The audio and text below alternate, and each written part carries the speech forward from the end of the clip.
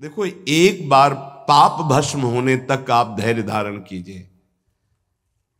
जब तक आपके पाप भस्म नहीं होते तब तक आप धाम नाम रूप लीला का जबरदस्ती आश्रय लीजिए। ये बात हमारी आप समझने की चेष्टा कीजिए।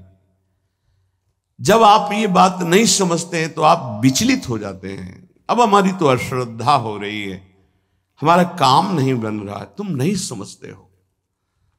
एक साथ सब काम बन जाएंगे, एक सेकंड में बन जाएंगे, बस तुम धैर्य रखो। जब तक तुम्हारे पाप नष्ट नहीं होते तब तक तुम धैर्य रखो, फिर आगे का रास्ता तुम खुद भाग पड़ोगे प्रभु की तरफ।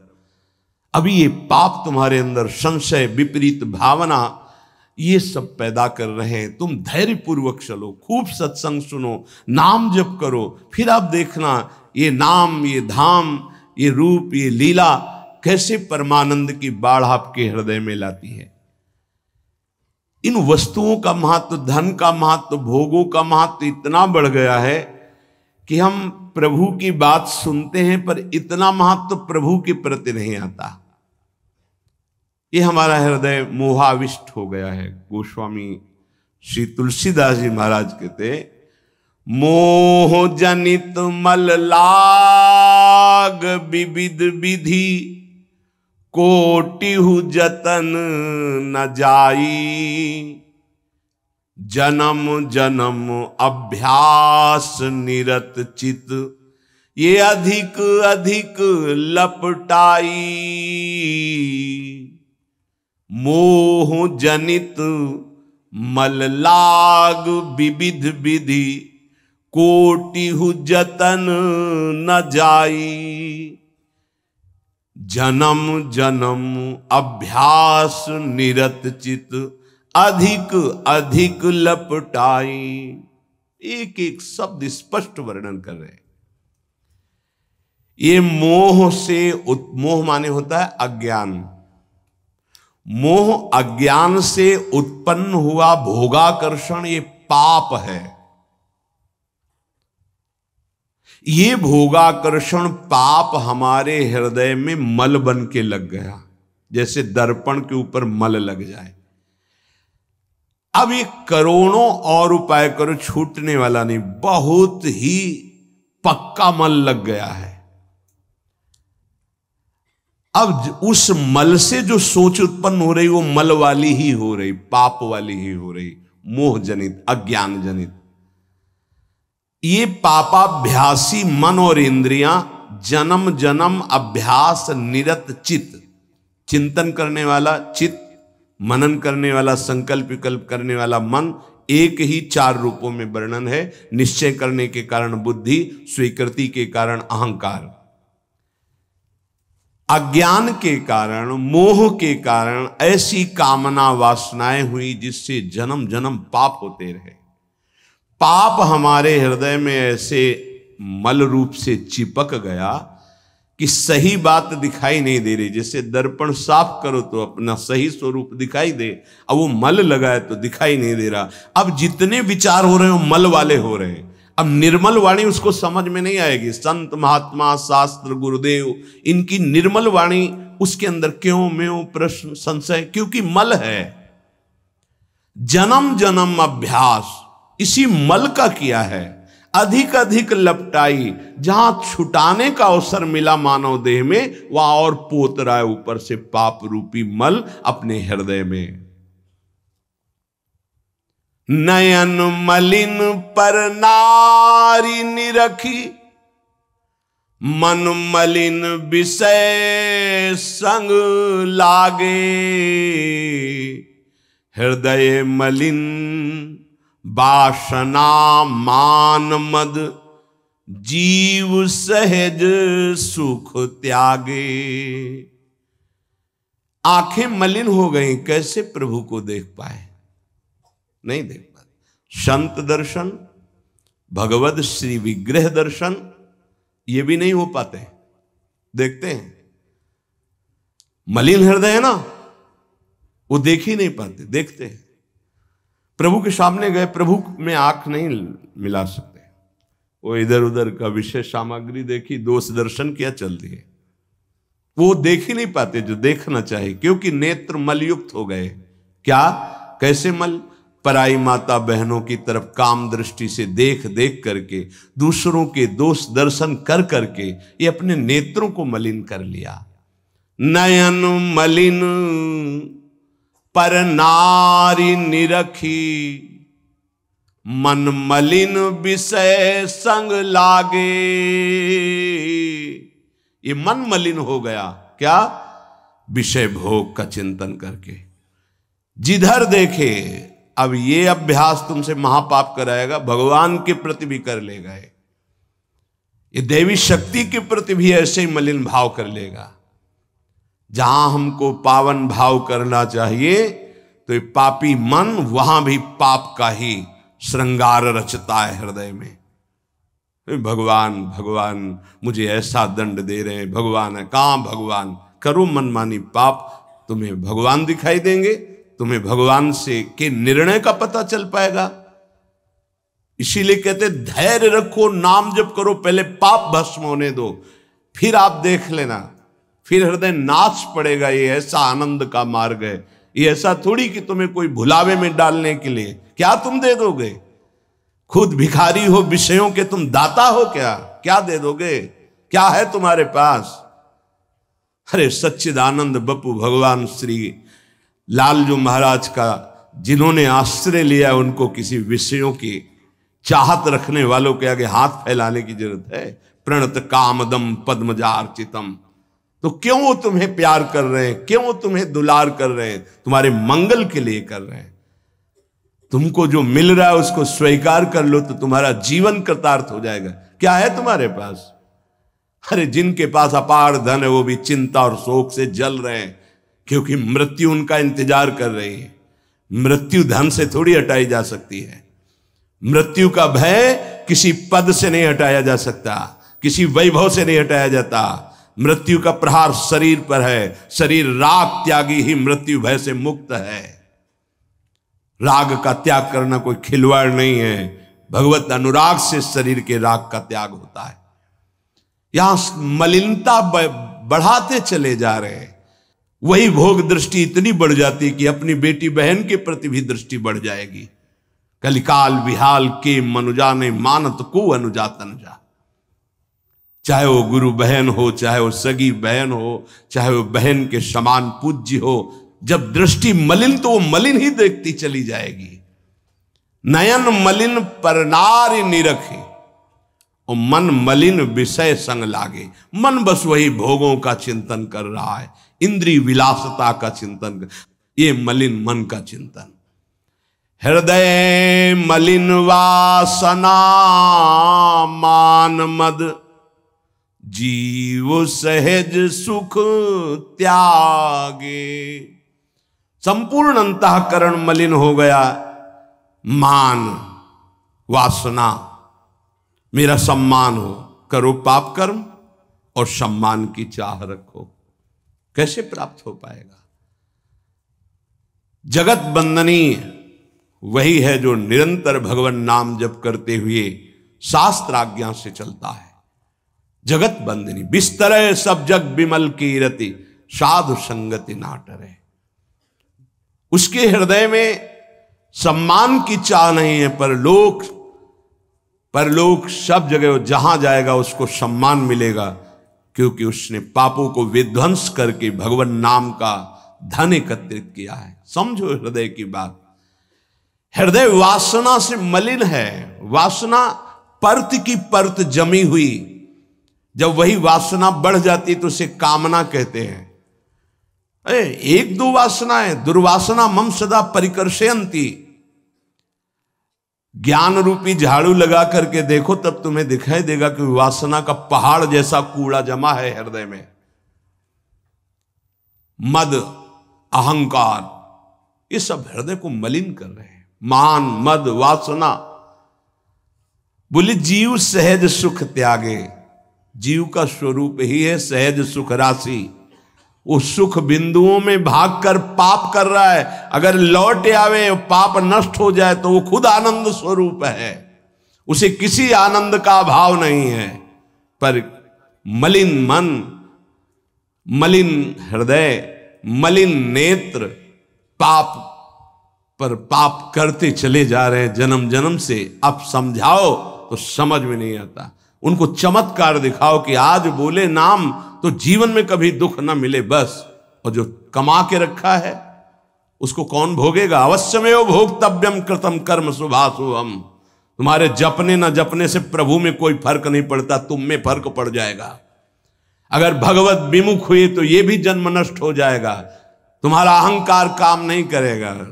अभी मानव देह मिला, कर लो थोड़े दिन अहंकार, इसके बाद पता चल जाएगा।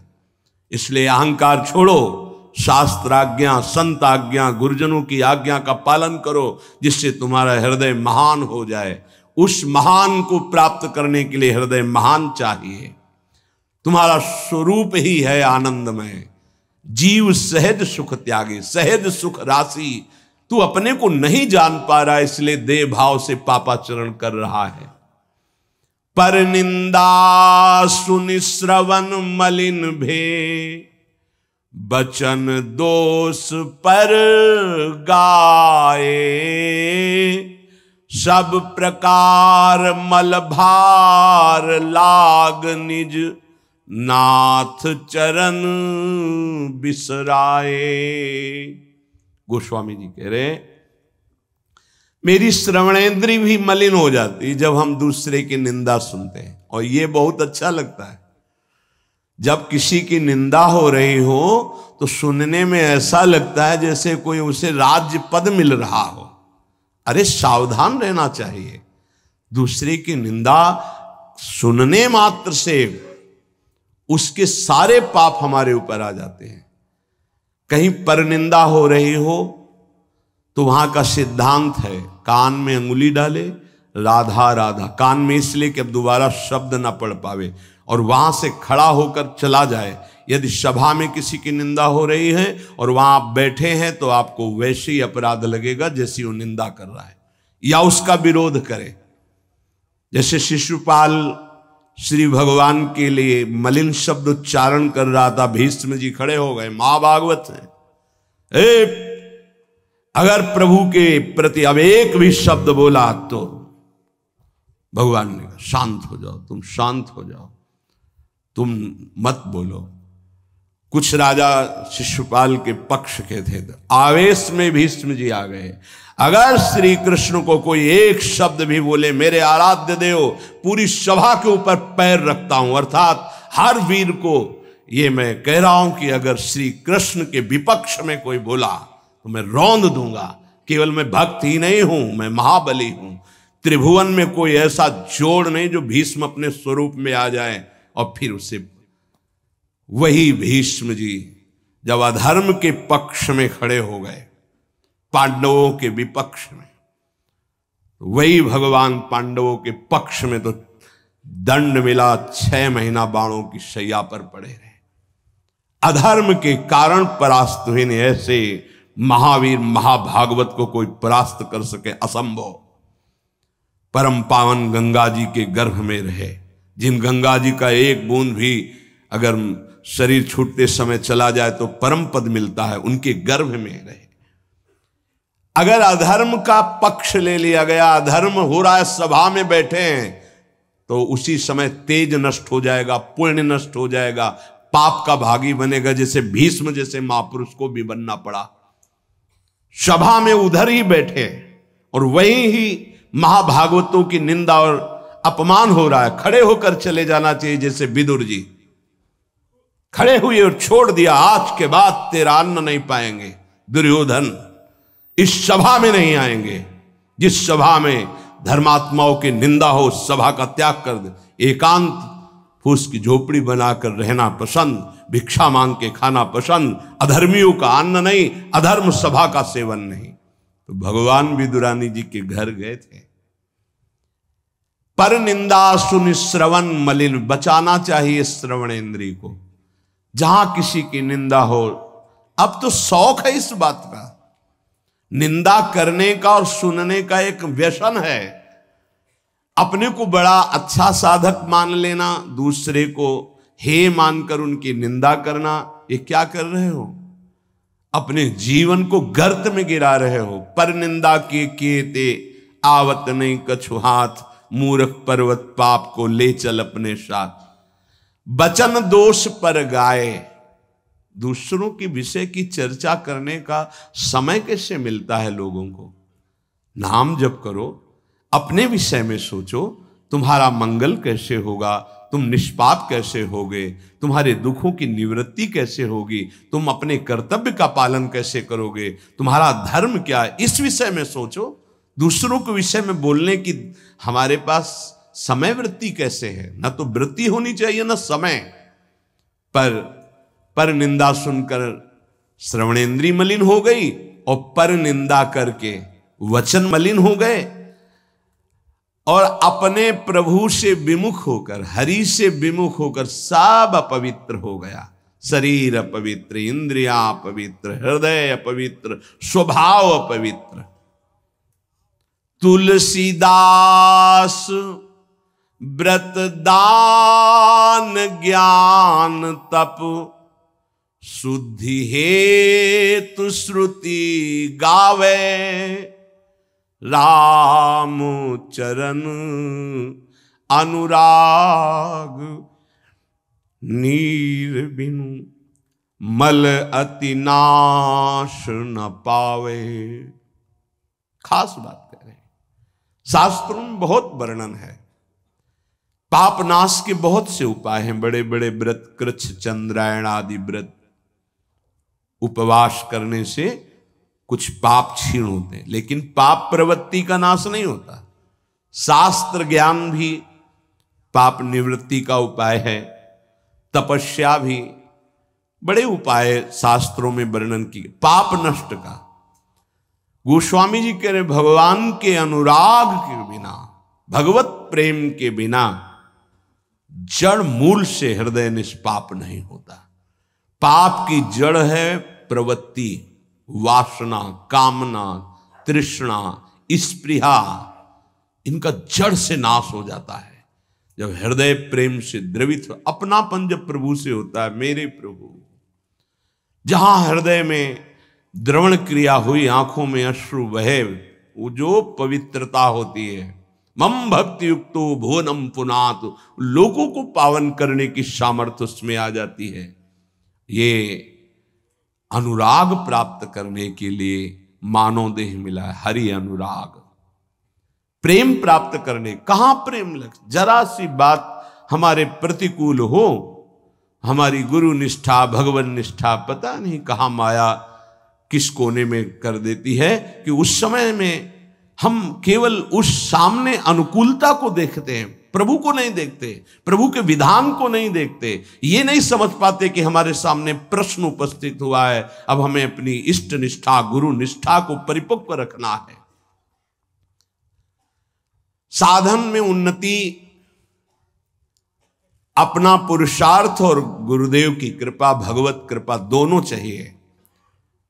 अगर पुरुषार्थ नहीं करोगे तो कृपा है उसका स्वाद नहीं ले पाओगे। कृपा रसोई बना करके सामने रख देना थाल, पुरुषार्थ उसे पाना। पूज्यपाद श्री उड़िया बाबा जी महाराज कहते, साधक का प्रयास और भगवान गुरुदेव की कृपा, ये दोनों सिद्धावस्था की प्राप्ति में अत्यंत आवश्यक हैं। कायर बन के हाथ पे हाथ रख के बैठ जाए कि वो कृपा से सब हो जाएगा, ये कायरता कृपा नहीं सिखाती, ये कायरता है। पुरुषार्थ जितना हम में अध्यात्म बल है उसके अनुसार हम चल रहे हैं, बकाया सब कृपा से हो जाएगा, पक्का हो जाएगा। मन क्रम वचन छाड़ी चतुराई, और भजत कृपा करिहे रघुराई। मन से, वचन से, कर्म से ये चतुरता छोड़ो, अब सब कृपा से हो जाएगा। तो तुम प्रमाद करो और तुम्हारे ऊपर कृपा का प्रभाव जागृत हो जाए, ऐसा कभी नहीं देखा गया। जितना आप में सामर्थ्य मिली उसको लगाओ, शेष चिंता मत करो, कृपा पूरी कर देगी, पर आपको लगना होगा। साधक का पुरुषार्थ, निज चेष्टा और भगवत गुरु कृपा, ये सिद्धावस्था को प्राप्त कराती है। साधक का पुरुषार्थ अगर नहीं लगेगा तो विपरीत दिशा में चला जाएगा, असाधन बनने लगेगा। उपासक गुरु को कभी मनुष्य न समझे, भगवद विग्रह को कभी धातु का न देखे कि पत्थर की मूर्ति है कि अष्ट धातु की है कि ये काहे, ऐसा कभी प्रश्न न करे। इष्ट देव का अवतार होता है अर्चा विग्रह रूप में, अर्चावतार। दो प्रकार से प्राण प्रतिष्ठा होती है, एक होती मंत्रों के द्वारा और एक होती भाव के द्वारा। निरंतर जो मंत्राकार वृत्ति की हुई भजन में डूबे हुए महापुरुष है, जब तदात्म वृत्ति से श्री विग्रह की तरफ देख ले उसी समय हलचल पैदा हो जाएगी। प्राण प्रतिष्ठा हो गई, छाती से लगा लिया, प्राण प्रतिष्ठा हो गई। मंत्रों का एक अनुष्ठान वैदिक सिद्धांत से और एक है भाव सिद्धांत। धन्ना जाट के भांग के बट्टा में कोई प्राण प्रतिष्ठा मंत्र से नहीं हुई, भाव से भगवान प्रकट हो गए थे। सिलपिल्ले बाई के भाव से भगवान प्रकट। जब हम अपने प्रभु को अपने प्रभु की भावना से प्यार से देखते हैं तो वहीं प्रकट हो जाते हैं। जैसे खंभा फोड़कर नरसिंह भगवान प्रकट हो गए प्रहलाद जी के लिए, भाव से देखा। नामदेव जी ने तो कुत्ते से भगवान प्रकट हो गए, भाव से देखा भूत से भगवान प्रकट हो गए। तो फिर श्री विग्रह में भगवान नहीं प्रकट हो जाएंगे जब भक्त भाव से देखेगा। और भाव ना हो तो भगवान में भी भगवान नहीं दिखते। दुर्योधन को कहां दिखते थे? दुर्योधन दुशासन इनको नहीं दिखते थे, भगवान में भी भगवान नहीं दिखते। गुरु को मनुष्य समझना, भगवद विग्रह को धातु या पाषाण का समझना, गुरु मंत्र को साधारण शब्द समझना, चरणोदक को सामान्य जल मानना, भगवत प्रसाद को भोजन मानना, अन्न मानना, साधु की जाति पर दृष्टि रखना, ये उपासक को सावधानी पूर्वक त्याग कर देना चाहिए। ये उपासना के बड़े विघ्न हैं। यदि ऐसा भाव बना रहेगा तो उपासना सिद्ध नहीं होगी। कभी कभी चूक हो जाती है। प्रसाद में अन्न या फल दृष्टि नहीं रखी जाती, सिर्फ प्रसाद।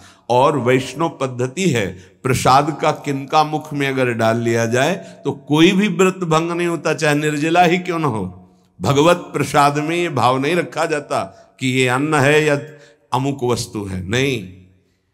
प्रसाद में यदि भोजन अन्न वस्तु, आज अन्न है तो कल प्रसाद कैसे हो जाएगा?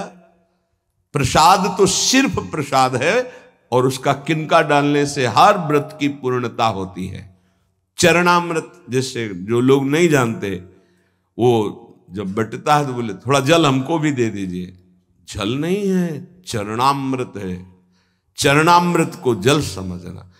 प्रभु के सामने जाकर के पूछना, ये मूर्ति काहे की है? पत्थर की है, संगमरमर की है, ये धातु की है? बड़ा अपराध कर रहे हो। ऐसा कभी प्रभु के श्री विग्रह के सामने नहीं। ये संत किस जाति के हैं? ऐसा कभी नहीं। गुरुदेव साक्षात परब्रह्म तस्मै श्री गुरुवे, ऐसा भाव कहाँ हो पाता है? परब्रह्म परमात्मा भाव गुरुदेव पर हो पाना है तो बड़ी मुश्किल की बात है। यहां तो साधु भाव ही हो जाए बहुत बड़ी बात है कि ये संत है। पूर्ण मनुष्य बुद्धि बनी रहती है। इसीलिए हमको अपने गुरुदेव में आराध्य देव नहीं दिखाते, नहीं तो गुरुदेव अपने स्वरूप को ही तो दिखाने के लिए विराजमान है। इसमें शिष्य के नेत्र की बात है। गुरुदेव तो कृपाल हुई है। जब हरिव्यास देवाचार्य जी अपने गुरुदेव के पास आए तो जब शिष्यत्व की बात की तो उन्होंने कहा तुम्हें कुछ दिखाई दे रहा है? बोले नहीं, जाओ 12 वर्ष गिरिराज जी की परिक्रमा। फिर आए, राधे राधे। अब कुछ दिखाई दे रहा है? बोले नहीं, फिर जाओ 12 वर्ष। 24 वर्ष राधा राधा रटते हुए गिरिराज जी की परिक्रमा लगाई। जब आए बोले अब दिखाई दे रहे? बोले हाँ, आपकी गोद में प्रिया प्रीतम विराजमान है। ये अब दृष्टि आई। गुरु को मनुष्य मानना, प्रायः मनुष्य ही मानते हैं। हमें लगता है कि 1000 में कोई 1-2 ऐसे होंगे जो ये भाव हो कि गुरुदेव हमारे ब्रह्म हैं। छवि या मूर्ति विराजमान करके तो पूजा सब करेंगे, लेकिन मनुष्य बुद्धि या बहुत संत बुद्धि, उसमें भी प्रश्नवाचक चिन्ह। साक्षात पर ब्रह्म कहने को तो सामने जाके बोलेंगे गुरुर् ब्रह्मा गुरुर्विष्णु गुरुर्देव महेश्वरः गुरु साक्षात पर ब्रह्म तस्मै श्री गुरुवे नमः। विचार करो, इसमें से एक भी माना है तुमने? गुरु को ब्रह्मा माना है या हरि माना है या शिव माना है या साक्षात पर ब्रह्म माना है? बड़ा मुश्किल है। केवल कह देना अलग, बोले होना भी तो चाहिए साक्षात पर ब्रह्म। केवल बातों से कोई पर ब्रह्म थोड़ी हो जाता है। तो पाषाण में पर ब्रह्म था क्या? वो तो अव्यक्त था, तुम्हारे भाव से व्यक्त हुआ ना। तुमने पर ब्रह्म की भावना की तो मुस्कुराता हुआ ब्रह्म प्रकट हो गया। तो गुरुदेव तो चैतन्य ब्रह्म है। आपकी भावना यदि हो जाए कुत्ते से विट्ठल भगवान प्रकट किए, तो भावना ही तो की प्रभु प्रभु सूखी मत खाओ, थोड़ा घी रोटी मिला, नाथ आपके लिए ही तो है। तो ऐसे देखो साक्षात विट्ठल भगवान गुरुदेव में, प्रभु आपका सर्वस्व, आपका प्राण मन तन सब, मैं आपकी ही तो उपासना कर रहा हूं। मुझे और कोई भगवान नहीं चाहिए, बस आपका साक्षात्कार हो, आप प्रसन्न हो जाएं, आपकी अधीनता। ऐसा कहा